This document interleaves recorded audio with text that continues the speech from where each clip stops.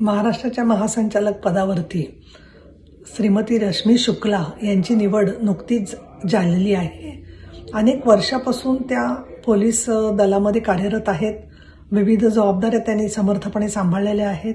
पुणे शहराच्याही त्या पोलीस आयुक्त म्हणून त्यांनी कामगिरीची बजावली।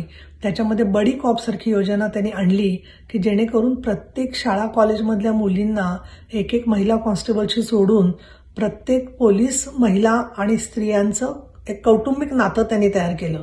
अशा महिला अधिकाऱ्याला 47 DGP आतापर्यंत होऊन गेले पोलीस महासंचालक पदांवर।